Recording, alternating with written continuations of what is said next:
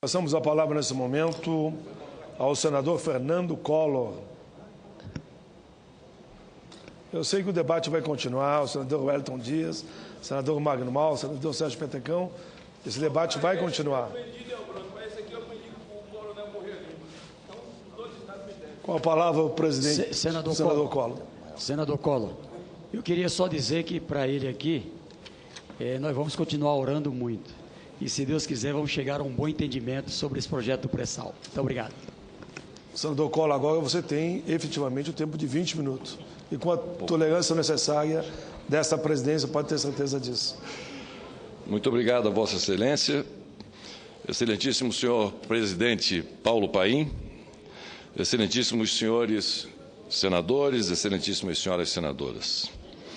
No último dia 30 de novembro, sexta-feira, apresentei novamente minhas sugestões ao relatório da CPMI, em decorrência da vista coletiva concedida na reunião do dia 28, quando foi procedida a leitura resumida do documento por parte do relator, deputado Odair Cunha. Antes, porém, no dia 26, inclusive como informei desta tribuna, já havia apresentado minhas propostas para que fossem apreciadas pela relatoria logo após a divulgação oficial do primeiro relatório.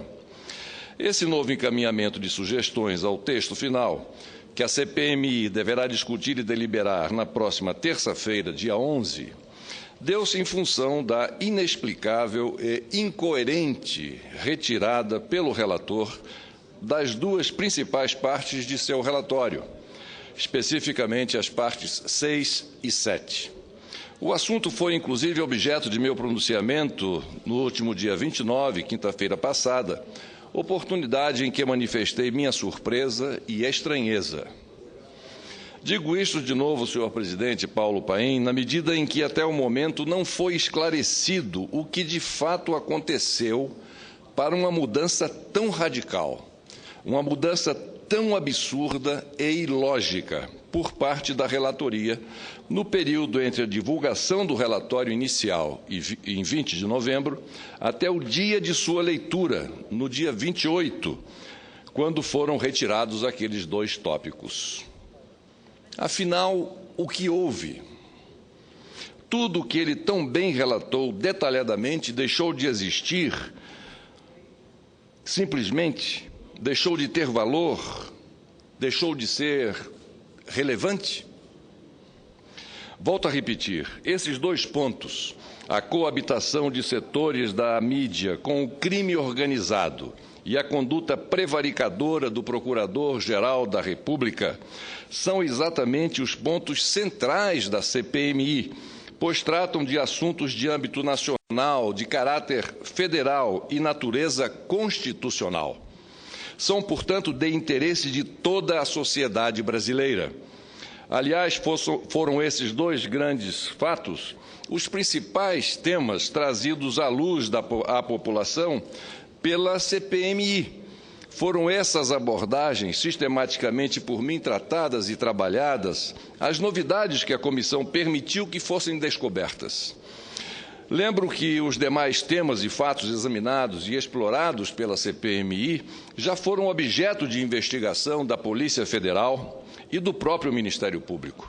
Nenhum deles era novidade para a CPMI quando iniciou ela os seus trabalhos. Do mesmo modo, pouco ou nada poderia evoluir por meio da comissão, até porque os respectivos inquéritos já estão em curso no âmbito da Justiça, alguns, inclusive, já julgados.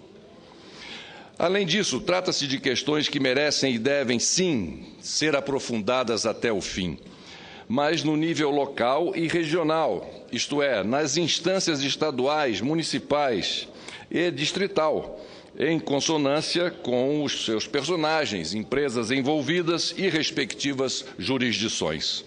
E vou além, senhor presidente. A grande maioria desses fatos são o que se costuma chamar de caso de polícia, e não de uma comissão parlamentar mista de inquérito do Congresso Nacional, ou seja, do Poder Legislativo da União. Assim, há que se diferenciar o que é realmente secundário, como declarou o relator, do que é prioritário.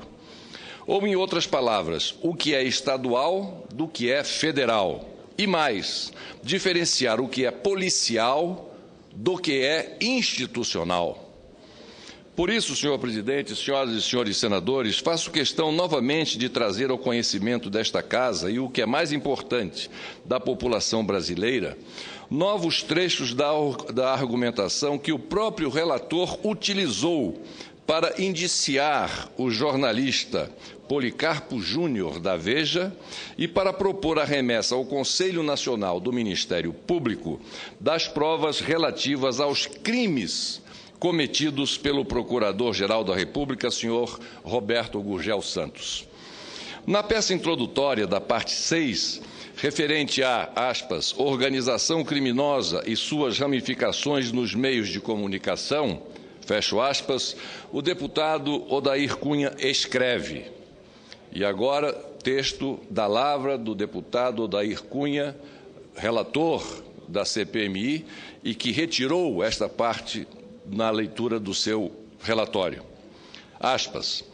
Alguns dos nomes que serão adiante apresentados, de uma forma mais ou menos intensa, aderiram ou contribuíram de alguma maneira com os desideratos da organização criminosa chefiada por Carlos Cachoeira e prestaram relevantes serviços para que a quadrilha pudesse continuar lesando o Estado e a ordem democrática. Fecho aspas. Especificamente sobre a conduta criminosa de Policarpo Júnior, vale reproduzir alguns trechos da inquestionável argumentação do relator. À página 4.509, ele afirma, novamente abro aspas, por sua vez, Policarpo Júnior aderia aos estratagemas e utilizava as informações que lhe repassava o grupo criminoso na exata medida em que tais enredos pudessem se coadunar com os caminhos e as visões de mundo que orientam a linha editorial do conglomerado que o emprega. Fecho aspas. No caso, a revista Veja, sempre ela. E continua o relator. E para atingir tais objetivos, colaborando intensamente com os desígnios dos que orientavam e conduziam a organização criminosa, Policarpo Júnior não teve qualquer receio de cometer crimes, aviltar o código de conduta dos profissionais jornalistas e macular a ética que orienta o exercício da função comunicativa. E continua. Ainda palavras do relator Odair Cunha. Os diálogos seguintes revelam uma profícua e bem azeitada parceria entre Carlos Cachoeira e Policarpo Júnior. Se era apenas uma relação de fonte e jornalista ou uma cobertura, visando assegurar e manter a continuidade e o êxito das atividades criminosas da quadrilha, somente o prosseguimento e o aprofundamento das investigações poderão delinear. Finaliza nesta parte o relator Odair Cunha. E aqui cabe perguntar, se o próprio relator admite a necessidade de prosseguimento e aprofundamento das investigações, por que então ele mesmo retirou essa parte do relatório? Estranho. Qual seria o sentido disso? Onde a gente pode encontrar um mínimo de lógica e de coerência nesse ato. Em outro trecho do relatório, a página 4.525, o relator esclarece, aspas, é importante destacar que a matéria é assinada pelo jornalista Hugo Marques, esse é um chumbetinha da revista Veja, continua o relator, esse chumbetinha é de minha autoria. E agora continuo a autoria do relator Odair Cunha. Pelo jornalista Hugo Marques, que integra a equipe do jornalista Policarpo Júnior. Mas é este, no caso, Policarpo Júnior, que continua alimentando o enredo no decorrer dos dias que se passam, tentando de todas as formas validar uma realidade inexistente. É a prática de um jornalismo que não se pauta pela busca da verdade, não aprofunda as investigações recebidas e trilha propositadamente caminhos turvos em busca de promoção do conteúdo que os movem. E segue o relator. Já nas conversas abaixo, Carlos Cachoeira e Cláudio Abreu articulam para que Policarpo Júnior, que havia concordado em detonar, faça uma matéria na revista Veja denunciando uma associação, cuja sigla é IBV, que de alguma forma estaria atrapalhando os projetos econômicos da quadrilha em se apropriar desses serviços de inspeção veicular em todo o Brasil. Isso ainda fez parte, são trechos que fizeram parte do relatório inicial divulgado e distribuído pelo relator Odair Cunha e que posteriormente foi por ele retirado. E eu continuo aqui lendo essa parte do seu relatório. O que é relevante destacar é que Policarpo Júnior pediu, o jornalista Policarpo Júnior pediu ao chefe de uma organização criminosa a autorização para tornar públicas imagens obtidas clandestinamente de um local de domicílio de um cidadão brasileiro que foi executada com esmo por um dos acólitos da quadrilha. De posse da fita, Policarpo Júnior passa a pedir autorização, palavras do relator, a pedir autorização de Cachoeira para poder publicar as imagens colhidas durante vários dias e dar mais substância à matéria sensacionalista e de utilidade pública deveras questionável, que fez ocupar, na edição de 31 de agosto de 2011, várias páginas do citado periódico, no caso, a Veja, sempre ela. Continua o relator Odair Cunha.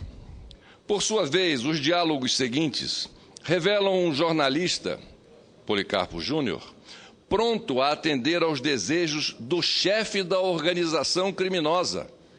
Isso estava no relatório inicial apresentado pelo deputado Odair Cunha, relator da CPMI instalada no Congresso Nacional. Vou repetir. Por sua vez, os diálogos seguintes revelam um jornalista pronto a atender aos desejos do chefe da organização criminosa. Por intermédio de Cláudio Abreu, Cachoeira praticamente determina a Policarpo Júnior que publique uma nota acerca da pessoa de Carlos Costa, nota esta elaborada pelo próprio Cachoeira e encaminhada para Policarpo via e-mail. Já em conversa direta entre o jornalista Policarpo e o intermediário de Cachoeira, Policarpo pergunta: onde Cachoeira deseja que seja publicada a referida nota? Cachoeira contenta-se com a publicação na coluna Radar Online, de responsabilidade, aí uma observação minha, de responsabilidade de Lauro Jardim, que é o outro chumbetão da revista Veja. E aí continua o relator, mas deseja que seja na revista, ou seja, ele quer que se publique nessa coluna assinada por esse rabiscador Lauro Jardim, na Radar Online, mas ele deseja, e está no relatório do deputado Odair Cunha, deseja que seja publicado na revista, no caso, a Veja, sempre ela. Por fim, sobre o indiciamento de Policarpo Júnior, também conhecido como Caneta no meio criminoso, Caneta, Alcunha, Poli, Júnior e outros, assim se pronunciou o deputado Odair Cunha na primeira e contundente versão de seu relatório, do qual, inexplicavelmente, ele retirou posteriormente as principais partes. Abro aspas. Diz ele: não restam dúvidas de que o jornalista Policarpo Júnior aderiu à organização criminosa de Carlos Cachoeira, colaborando intensamente para o êxito e a continuidade de suas atividades e a impunidade de seus líderes. Forte, continua o relator, forte em tudo quanto afirmado acima. Indiciamos Policarpo Júnior como incurso nas penas do artigo 288, formação de quadrilha, do Código Penal. Palavras do relator Odair Cunha. Lamentavelmente, retiradas por ele mesmo depois de divulgado e distribuído o relatório. Apenas a título de esclarecimento, senhor presidente, senhoras e senhores senadores, o artigo 288 do Código Penal, que tipifica o crime de formação de quadrilha ou bando, prevê uma pena de reclusão de 1 a 3 anos, aplicando-se o dobro da pena se a quadrilha ou bando for armado. Por isso mesmo, solicitei em meu documento a inclusão de outros membros desta quadrilha, desse bando do núcleo midiático. Assim, sugeri também o indiciamento de Roberto Tivita, presidente da Abril S.A., mente pensante e ordenadora das diretrizes desse pasquim chamado Veja, e que detém o completo domínio do fato sobre tudo o que ocorre, política e, sobretudo, comercialmente, na revista. Também pedi o indiciamento de Eurípides Alcântara, diretor de redação da Veja, que é uma espécie de porta-voz da direção e coordenador dos trabalhos ditos jornalísticos, e também com integral domínio do fato em relação aos interesses editoriais do grupo. Lauro Jardim, o chumbetão aqui já citado por mim, que, tal como Policarpo Júnior, é um dos redatores-chefes da Veja e responsável pela seção Radar, amplamente utilizada pelo senhor Carlos Cachoeira para plantar notícias e informações de interesse de suas atividades criminosas. Hugo Marques, nossa senhora, que figura execrável. Hugo Marques, jornalista da editoria política da Veja, nominalmente citado nos diálogos por integrantes da organização criminosa e um dos principais operadores de matérias falaciosas para vender escândalos de cunho político fabricados pela revista. Rodrigo Rangel, também da editoria política, é operador direto de Policarpo Júnior, com atuação em negociatas envolvendo informações, dossiês, interceptações ilegais de documentos sigilosos e que esteve na semana do vazamento à imprensa dos inquéritos das operações da Polícia Federal. Ele esteve por 3 dias, por mais de 1 hora em cada uma dessas vezes. Ele teve um encontro com o procurador Alexandre Camanho, dentro da sede da Procuradoria-Geral da República. E, por fim, Gustavo Ribeiro, que, tal como Rodrigo Rangel, é um operador de campo de Policarpo Júnior, tanto que foi um dos receptores dos documentos sigilosos vazados das operações Vegas e Monte Carlo no dia 2 de março de 2012. Senhor presidente, senhoras e senhores senadores, o outro tópico que o deputado Odair Cunha retirou de seu relatório refere-se à parte 7, intitulada, abro aspas, o Procurador-Geral da República e a Operação Vegas da Polícia Federal, fecho aspas. Mais um triste capítulo desse emaranhado criminoso, mas que foi plenamente esclarecido e exemplificado pelo relator. Cito aqui alguns novos trechos do documento, do relatório do deputado Odair Cunha, para não deixar margem de dúvidas quanto à necessidade da reinserção desta parte, da parte 6 e desta parte 7, que vou agora iniciar a leitura, no relatório final. Logo na introdução, o relator traz a doutrina relativa ao papel e à obrigação do Ministério Público da seguinte forma, abro aspas, o princípio da obrigatoriedade determina que o membro do Ministério Público não fique inerte perante uma situação em que identifique fatos caracterizadores de crime. Conforme o insigne Eugênio Pacelli, estar obrigado à promoção da ação penal significa dizer que não se reserva ao parquê, no caso o Ministério Público, qualquer juízo de discricionariedade, isto é, não se atribui a ele qualquer liberdade de opção acerca da conveniência ou oportunidade de iniciativa penal.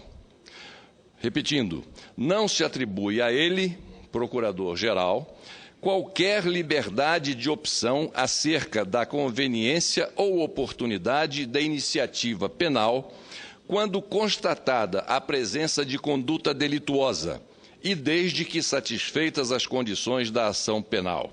Fecho aspas. Mais adiante, já na explicação do histórico das duas operações da Polícia Federal, que é um aspecto crucial para revelar a incongruência das justificativas do Procurador-Geral perante sua inércia, a relatoria conclui, abro aspas, portanto, as operações Vegas e Monte Carlo não se comunicaram.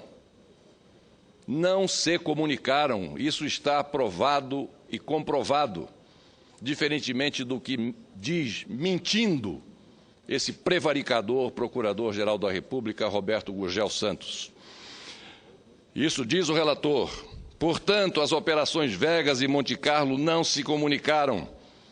Trata-se de operações independentes que se iniciaram por motivos inteiramente distintos e que foram processados em foros diversos e tiveram destinos diferentes. Fecho aspas. Acerca do falacioso sobrestamento alegado por Roberto Gurgel Santos para sua inércia, o deputado Odair Cunha asseverou à folha 4.629 de seu relatório inicial. Abro aspas. Sem incorrer no risco de cometer exageros, as razões assinaladas pelo Dr. Roberto Gurgel para justificar o sobrestamento da Operação Vegas não se sustentam. Fecho aspas. Ainda sobre o tema, já as folhas 4.631, o relator desmistifica por completo. Abro novamente aspas. Dessa forma, jamais houve ação controlada por parte do Dr. Roberto Gurgel e nem outra conduta com fundamentação análoga, pois a paralisação das investigações, o dito sobrestamento, em nada se assemelha com ação controlada. Seria necessário, nos termos da lei, continua o relator, observar e acompanhar a organização criminosa visando o momento oportuno mais eficaz de produção de provas. Em outras palavras, o Procurador-Geral da República deveria ter tomado pelo menos alguma atitude, qualquer uma. Fecho aspas. E continua o relator. Na espécie, ocorreu justamente a antítese da ação controlada. Com a remessa dos autos à Procuradoria-Geral da República, interrompeu-se totalmente a observação e o acompanhamento da organização criminosa liderada por Carlos Cachoeira, que estava sendo conduzida pela Polícia Federal ao crivo do Juízo Federal de Anápolis. Se ele, continua o relator, o Procurador-Geral Roberto Gurgel Santos, não identificou fato penalmente relevante que pudesse ensejar a instauração de inquérito no Supremo Tribunal Federal, por qualquer razão, havia de fazer um sobrestamento do inquérito, instituto genuinamente inventado, palavras do relator, instituto genuinamente inventado pelo Procurador-Geral da República e que, segundo ele, tem fundamentos análogos. E pergunta aqui o relator, quais? A uma ação controlada, e fecho aspas novamente. Em relação à questão temporal, o senhor relator esclarece inequivocamente a falaciosa versão do senhor Roberto Gurgel Santos. Diz o deputado Odair Cunha em seu relatório inicial, aspas, e justamente em razão da independência das operações Vegas e Monte Carlo, o doutor Roberto Gurgel não tinha ciência da Operação Monte Carlo em março de 2011, como ele afirma em seu ofício. Aliás, o doutor Roberto Gurgel, continua o relator, não esclareceu como se deu essa ciência em março de 2011. Ora, se a Operação Monte Carlo era sigilosa e o despacho da decisão judicial que determina a remessa dos documentos ao Procurador-Geral da República data de 10 de fevereiro de 2012, como ele soube das investigações da Monte Carlo em março de 2011? Pergunta o senhor relator. Ou seja, senhor presidente, senhoras e senhores senadores, o próprio relator admite que, ao se reportar à CPMI por meio de ofício um documento público, já que se recusou a prestar depoimento pessoal, O senhor Roberto Gurgel dos Santos mentiu oficialmente à relatoria, à presidência da comissão e a todos os seus membros. Enfim, mentiu ao Congresso Nacional, ou seja, ao Poder Legislativo e a toda a população brasileira. Está aí, senhor presidente, mais um crime de responsabilidade cometido e documentado pelo Procurador-Geral da República. Se o relator, deputado Odair Cunha, e a CPMI se recusarem a tomar as providências necessárias quanto ao assunto, caberá institucionalmente ao Senado Federal fazê-lo, nos termos do artigo 52, inciso 2 da Constituição Federal.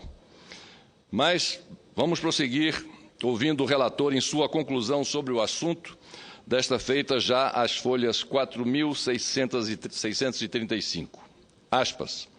Dessa forma, não se consegue vislumbrar ciência pelo Dr. Roberto Gurgel, em março de 2011, das investigações da Operação Monte Carlo, principalmente porque a decisão judicial que determinou a remessa para a Procuradoria-Geral da República do relatório de encontro fortuito de pessoas com autoridade de prerrogativa de foro, somente ocorreu em 10 de fevereiro de 2012.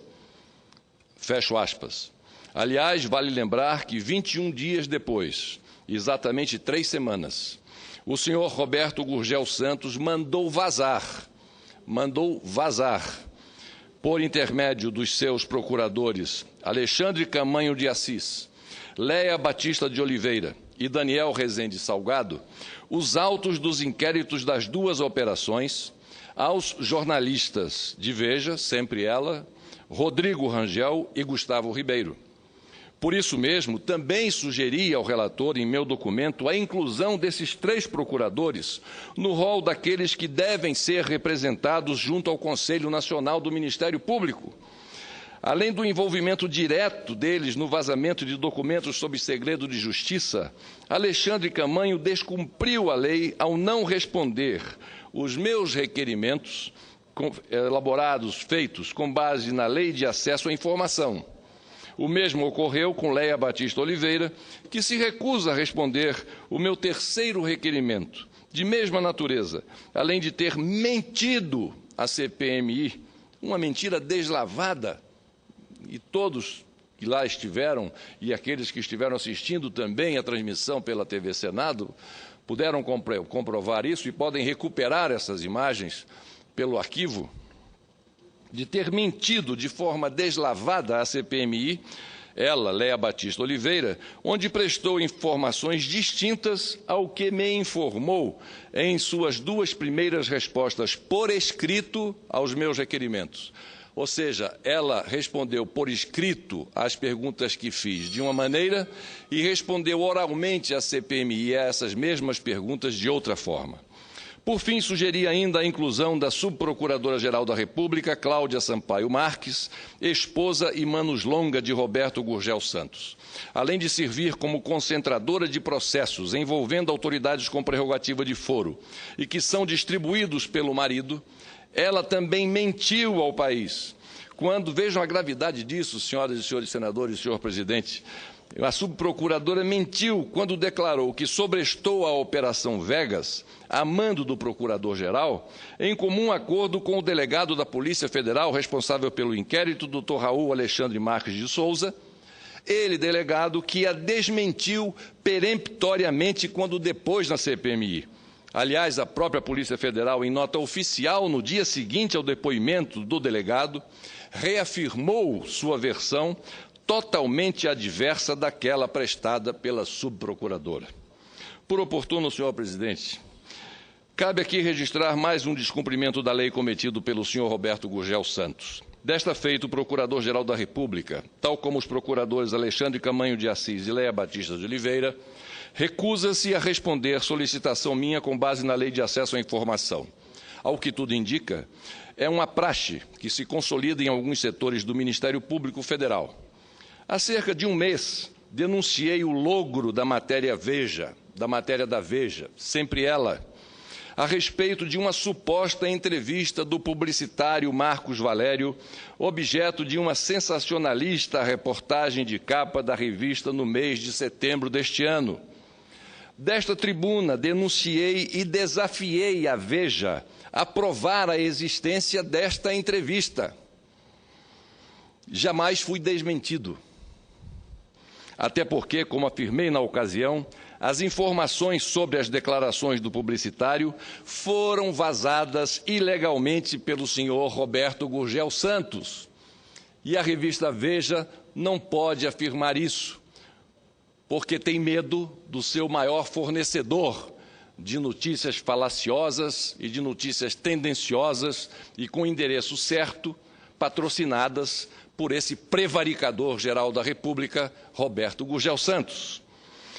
Foi ele, Roberto Gurgel Santos, quem municiou a fantasiosa reportagem, baseado no depoimento prestado por Marcos Valério à Procuradoria-Geral da República, exatamente no mesmo mês da edição da matéria pela revista. E é esse o motivo pelo qual, até hoje, a revista esconde a origem das informações obtidas. Para confirmar minha versão, requeri ao Procurador-Geral, no dia 7 de novembro de 2012, informações sobre o depoimento do publicitário. Para surpresa, o senhor Roberto Gurgel Santos indeferiu o pedido, sob a alegação de que se trata de informações referentes a, aspas, diz ele, procedimentos investigatórios cíveis e criminais e inquéritos policiais e processos judiciais em poder do Ministério Público e do Poder Judiciário, fecho aspas, e, portanto, sob segredo de justiça protegido pela própria lei. Ora, senhor presidente Paulo Paim, senhoras e senhores senadores, de fato, a Lei de Acesso à Informação garante o sigilo público no caso de processos e documentos daquela natureza. Não há nenhuma dúvida quanto a isso. Mas o fato é que a recusa de resposta do procurador só vem a confirmar o que afirmei. Realmente houve o depoimento de Marcos Valério em setembro, e o senhor Roberto Gurgel Santos se valeu das informações prestadas para vazar ilegalmente a revista Veja. Nem a revista mostra a suposta entrevista ou declarações, nem ele esclarece sobre o depoimento do publicitário. E digo isso por uma razão muito simples, exatamente em respeito à lei. Jamais solicitei a ele nada sobre o conteúdo do depoimento do senhor Marcos Valério, exatamente por estar protegido pela lei. Tão somente questionei o procurador-geral se ele colheu o depoimento do publicitário nos últimos meses. E a resposta era simples, sim ou não. E quando isso foi tomado? E em caso afirmativo de ter prestado esse depoimento, em que data, local e hora e quem esteve presente durante o depoimento. Somente isso, nada mais além disso, isso não há nenhum impedimento legal para o fornecimento dessa informação que, por lei, ele é obrigado a prestar. E para provar, eu reproduzo aqui o exato texto do meu pedido. Muito obrigado, senador Paulo Paim, pela sua paciência, mas estou concluindo. Eu peço, 1, a confirmação de que o senhor Marcos Valério Fernandes de Souza, réu na ação penal número 470 do STF, prestou novo depoimento a Vossa Excelência nos últimos 3 meses deste ano. Eu solicito a ele. E 2, em caso afirmativo, a data e o local em que o depoimento foi prestado, bem como as pessoas que dele participaram. Estou lendo ipsi verbis o texto que foi enviado no meu requerimento. Como se vê, senhor presidente, em nenhum momento quis saber o teor das declarações, isto é, o que falou o publicitário. Ou seja, alegar segredo de justiça para negar uma informação tão simples e de amplo direito de acesso à população, já que se trata, na prática, da agenda institucional de uma autoridade pública, é subestimar a inteligência alheia, é subverter a lógica. Seria o mesmo que o presidente da CPMI mantivesse em segredo, sem divulgar a pauta, por exemplo, a reunião secreta ocorrida para colher o depoimento dos delegados responsáveis pela Operação Vegas e pela Operação Monte Carlo. Ora, como se sabe, secreta era a reunião e não a sua realização. Por isso, mais uma vez, desafio o senhor Roberto Gurgel, desafio o senhor Roberto Gurgel Santos, prevaricador-geral da República, a desmentir o que eu estou aqui afirmando. e ele afirmar oficialmente que não houve o referido depoimento e que a falaciosa matéria da Veja não teve a sua participação como vazador de informações, estas sim, na ocasião, sob segredo de justiça. Desafio o senhor Procurador-Geral a desmentir o que eu estou aqui afirmando mais uma vez. De novo o desafio, tanto o Procurador-Geral como a direção de Veja, a me desmentirem, a provarem que não estou certo. A oportunidade está no novo pedido de informações que apresentei hoje mesmo ao senhor Roberto Gurgel sobre a ocorrência ou não do depoimento do publicitário. Fico no aguardo da resposta, assim como continuo esperando o senhor Eurípides Alcântara, da Veja, a divulgar e a mostrar a todo o país a entrevista que ele diz ter gravada, filmada, ou seja, lá onde estiver essa entrevista, para dar conhecimento da verdade que ele diz ter a revista trazido naquela sensacionalista reportagem de capa publicada em setembro, no último mês de setembro deste ano. Enfim, senhor presidente, senhoras e senhores senadores, voltando à questão do relatório da CPMI, dentro desse triste contexto e no entendimento da gravidade dos fatos e atos demonstrados em relação a integrantes do Ministério Público e aos ditos jornalistas da Veja, é que se torna ainda mais incompreensível o retrocesso promovido pela relatoria ao retirar as partes 6 e 7 de seu documento inicial. Não é razoável, menos ainda aceitável, imaginar que, por questões políticas e, pior, partidárias, temas de tamanha gravidade sejam instantaneamente omitidas de um documento tão bem elaborado e tão bem detalhado. Não é crível que, sob o falso pretexto da liberdade de imprensa e da autonomia quase que soberana do Ministério Público, tenhamos que ferir a independência e, mais do que isso, o direito e o dever do Congresso Nacional.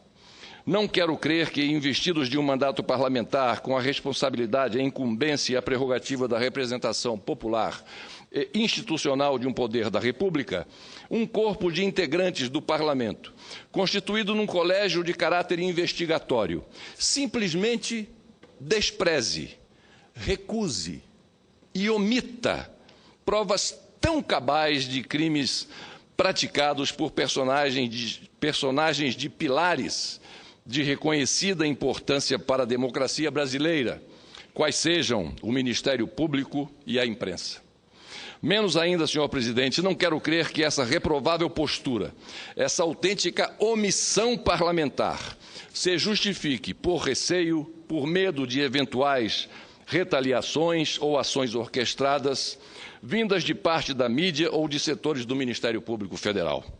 A ser mantida essa conduta medonha, estaremos não só sepultando a CPMI, como também reduzindo ainda mais o poder legislativo à condição de ente subalterno de outros órgãos e poderes. Cabe a nós, parlamentares federais, unicamente a nós, evitar o definitivo esfacelamento institucional do nosso poder. Era o que tinha a dizer. Por enquanto, senhor presidente Paulo Paim, senhoras e senhores senadores, agradecendo mais uma vez a Vossa Excelência, senhor presidente, pela concessão desse tempo extra que me foi concedido. Muito obrigado.